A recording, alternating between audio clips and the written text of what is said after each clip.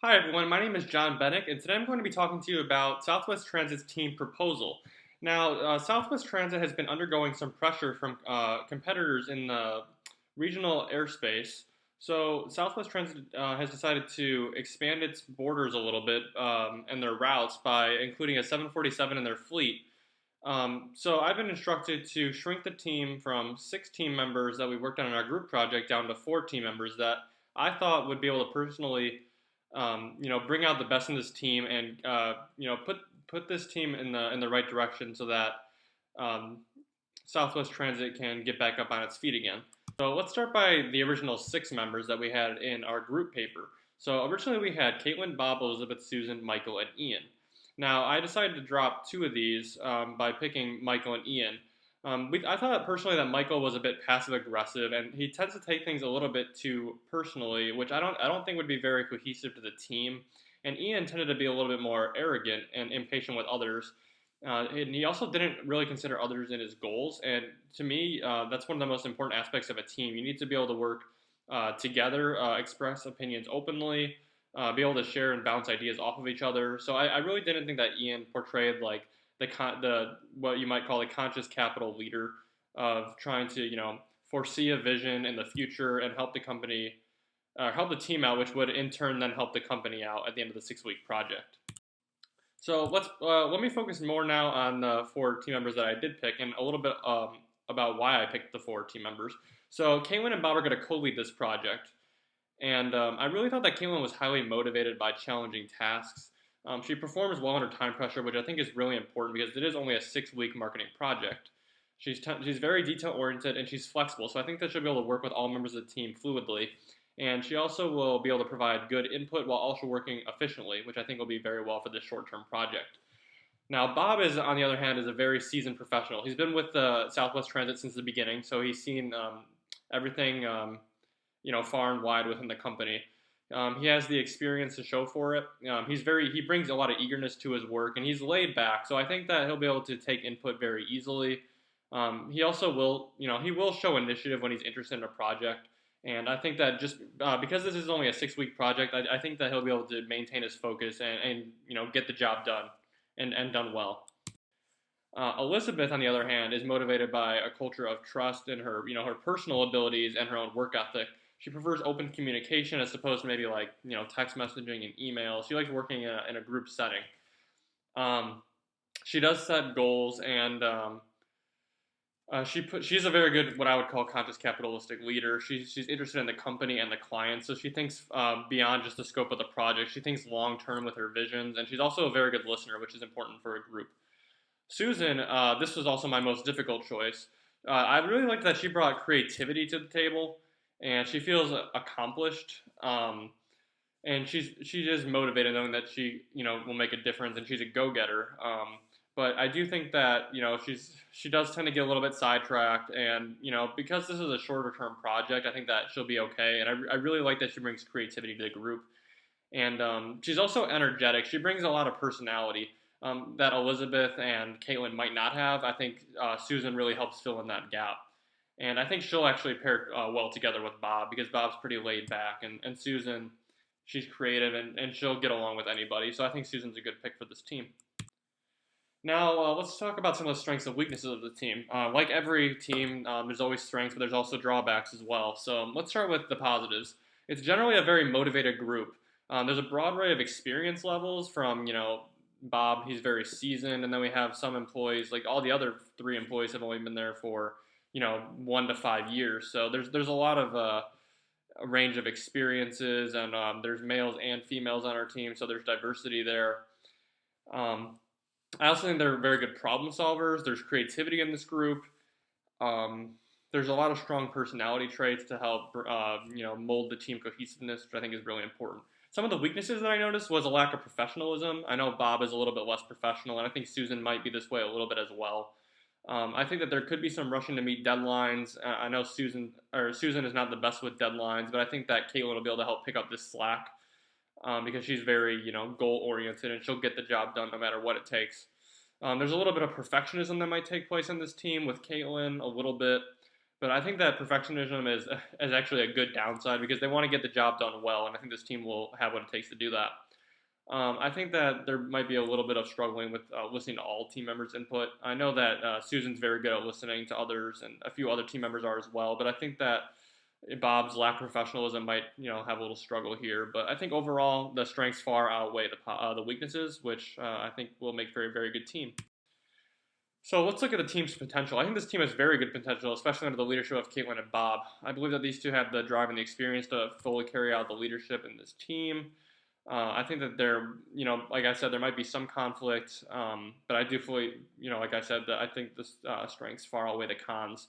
This team will have what it takes to work together to get it done, and they know their timeline. They know how to do their jobs well, since they, all of them have worked with the company for a few years, and Bob will, with his experience, will be able to, bring out the best in the team, I feel. Now, let's look at some of the motivational factors and theories here. So we'll start with Herzberg's. So this is taken right out of the textbook, from Griffin and Phillips. So motivational factors, according to Herzberg's motivational theory, that there's the hygiene factors and the motivational factors. This can be anything from, good working conditions, or it could be, I know Bob likes to have compensation for a job well done, so that there's pay for, a job well done, additional bonuses. So there's a little bit of Herzberg's two-factor theory in this group. And there's also, with every group comes equity theory. Everyone wants, the ratio of their input to output to be fair amongst all team members. And I think that this team will be able to portray that. I think that, Bob's been, with the company for a long time. So I think that he'll be able to provide good input and be able to hopefully get, some pay increase after he finishes the project, for just as an example.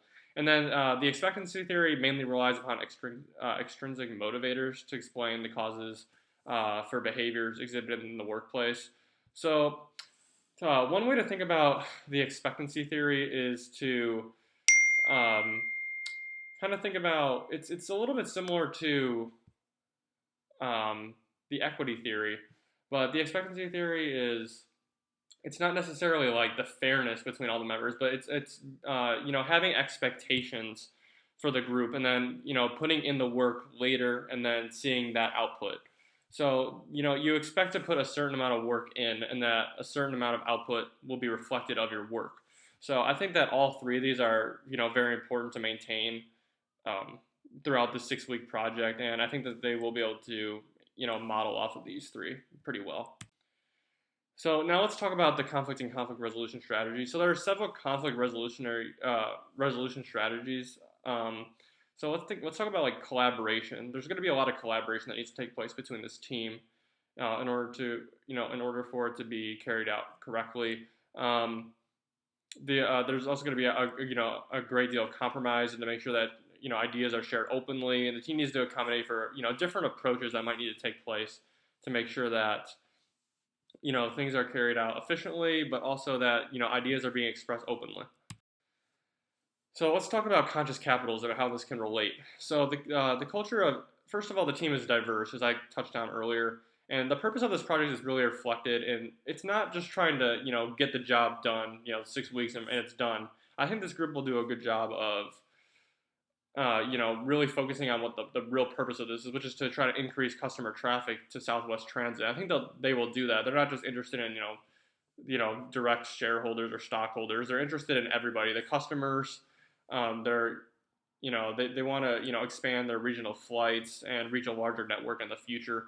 So I really think that all the stakeholders will be included, customers, employees, the environment, everyone around, I think, will be impacted in a positive way. And that's really the centering force behind conscious capitalism. And, making sure that everyone's treated fairly and that people are being compensated fairly, but that also that the end goal is being met of what needs to be done in order to, bring in more customer traffic to the company. Let me now look at the stakeholder orientation, one of the most important pillars of conscious capitalism. So it's like I was talking about earlier, it's important to think about your stockholders, but it's more important to think of, to work on behalf of your clients and delivering a great product or service. The team is about to unroll, unravel a new Boeing 747, which is a really big deal for this small regional airline. So, you want to make sure that everyone in Southwest Transit's ecosystem is being looked out after, especially the employees who are putting in the, a hard 6 weeks effort here to try to, really increase traffic to the company. And I think that they'll be able to do it. And um, yeah, so let's move on to value creation. The team will accelerate value through several characteristics. There's going to be problem solvers and detail orientators like Elizabeth. There's definitely going to be energetic personalities, and that'll come from mostly Susan and Bob, as well as a lot of valuable experience and creative minds, which is also coming from Susan and Bob. But I also think that they're going to be motivated by challenging tasks and able to meet the tight deadlines. And Caitlin will portray this, I think, very well. So I think this is where a lot of the value is stemmed from this group, but I also think that they're just motivated because it's an exciting project to work on. They're going to be unraveling this at the same time a new aircraft is being released. So I think a lot of exciting things are going to be happening for the company, and these four members will do a good job of being able to point the company back in the right direction. So how will this team positively impact the business? Well, this team will be able to rebrand Southwest Transit into beyond just a regional airline, which is sort of the whole point of this 6-week project, right? So I think their diversified skill sets are included on this team that will help offset each other's weaknesses. I don't want to touch on that because I talked about that more in the beginning of the presentation. But like I also said, conscious capitals and strategies will boost the rest of the team. They definitely have the knowledge, drive, and experience to be able to do this project, and like always, putting the customer first and being able to meet those deadlines with the project. So I hope you really enjoyed this presentation today. I know this is going to be an exciting project for the team members that I picked. And that's all I have. And, thank you for listening. Bye.